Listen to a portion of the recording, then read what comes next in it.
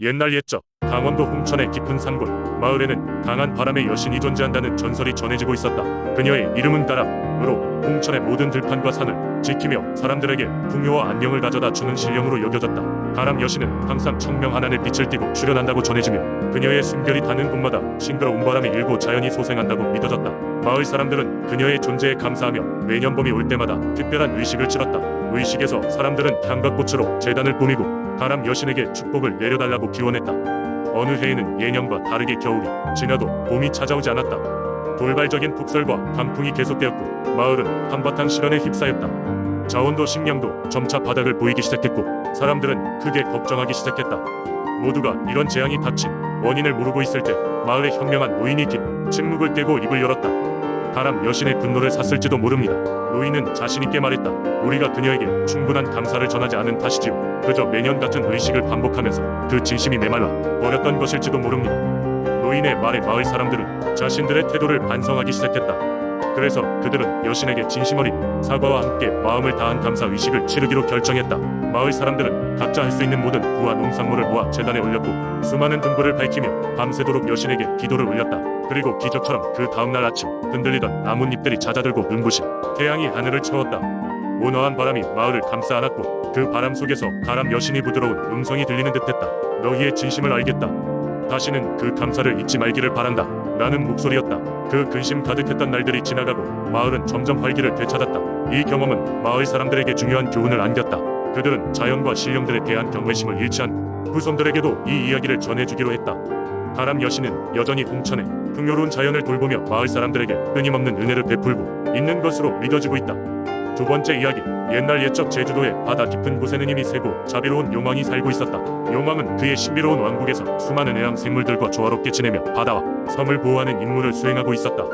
용왕에게는 아들인 작은 용이 하나 있었는데 그는 아직 전고 무한한 호기심으로 세상을 탐험하고 싶어했다. 용왕의 아들은 어느 날 아버지에게 다가가 말했다.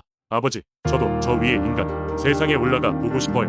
저도 제가 보호해야 할 이 섬을 구석구석 알고 싶어서요. 용왕은 아들의 열정을 이해했지만 바깥 세상의 위험성을 알고 있었기에 걱정이 되었다. 아들아, 세상은 생각보다 복잡하고 위험하다. 특히나 인간들은 우리가 알지 못하는 여러 위험을 안고 있느니라. 그러나 아들의 뜻은 확고했고 용왕은 결국 그를 보내기로 마음먹었다.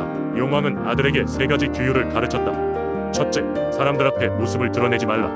둘째, 필요한 경우에만 너의 힘을 사용하라. 셋째, 어떠한 경우에도 생명을 존중하라.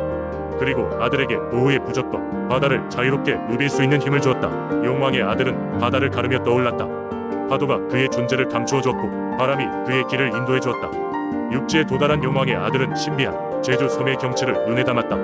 푸른 숲, 높은 오름, 그리고 다양한 생물들이 그의 눈을 즐겁게 했다. 그러던 중 용왕의 아들은 한 마을에 도착했다. 그 마을은 심각한 가뭄에 시달리고 있었고 사람들은 먹을 물조차 부족하여 힘겨워하고 있었다. 용왕의 아들은 사람들 몰래 그들의 고통을 해결해주기로 결심했다. 그날 밤 용왕의 아들은 잠시 용으로 변신하여 자신의 몸을 땅에 휘감고 구름을 불러 시원한 비를 내리게 했다. 마을 사람들은 다음 날 아침에 땅이 촉촉해진 것을 보고 하늘에 감사 기도를 올렸다.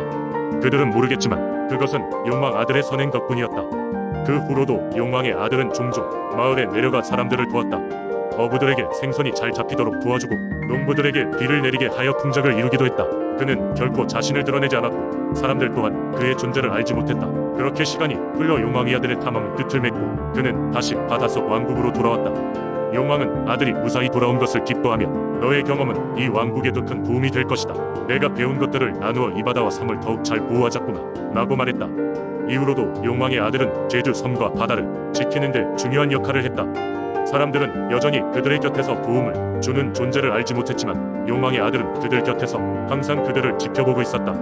제주 섬의 바다는 항상 평화로웠고 이 모든 것은 몰래 인간 세계를 여행했던 용왕의 아들 덕분이었다. 세 번째 이야기. 옛날 아주 먼 옛날 경북 문경의 깊은 산속에는 마을 사람들에게 전설처럼 내려오는 이야기가 있었다.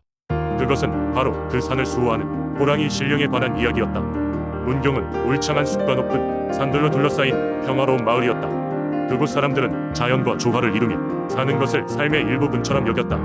하지만 이 평화로운 마을에도 간혹 예기치 않은 위기가 닥쳐오곤 했다. 산속의 맹수를 비롯해 밤마다 산속에서 울부짖는 소리는 마을 사람들에게 공포로 다가왔다. 하지만 이상하게도 그 산속에서 가장 크고 무시무시한 맹수인 호랑이가 나타나는 일은 없었다. 오히려 마을 사람들은 호랑이의 발자국이나 울음소리를 듣고도 이상하게 평온을 느꼈다. 마을 어르신들은 입을 모아 말했다. 우리 마을을 지켜주는 호랑이 신령이 있는 게 매년 첫 번째 보름달이 뜬 날 마을 사람들은 호랑이 신령에게 감사의 마음을 전하기 위해 작은 제단을 차리고 정성스럽게 곡식과 과일을 바쳤다. 제단을 꾸미고 나면 모두가 모여 조용히 기도를 드렸다. 마을 사람들은 믿었다. 그들의 마음이 정성스럽게 모아지면 호랑이 신령이 그들의 마을을 더욱 안전하게 지켜줄 것이라고. 그런데 어느 날 마을에 가뭄이 심하게 닥쳐왔다. 오랫동안 비가 내리지 않아 농작물은 말라갔고 사람들의 얼굴에는 근심이 떠올랐다. 마을의 어르신들은 걱정에 빠져 해결책을 모색했다. 그러던 중 어르신 중 한 명이 말했다. 호랑이 신령께 기도를 드려보는 게 어떻겠소? 분명 우리를 도울 방도가 있을 것이오. 그리하여 마을 사람들은 모두 모여 그 해의 첫 번째 보름달 아래에서 다시 한번 제단을 차리고 간절한 마음으로 기도를 시작했다. 그때 이상한 일이 발생했다. 평소에는 정적이 흐르던 숲속에서 갑자기 시원한 바람이 불기 시작하더니 마치 하늘에 구름이 움직이는 듯한 소리가 들려왔다. 그리고 얼마 지나지 않아 하늘에서 두둑두둑 소리가 나기 시작했다. 그것은 비가 내리는 소리였다.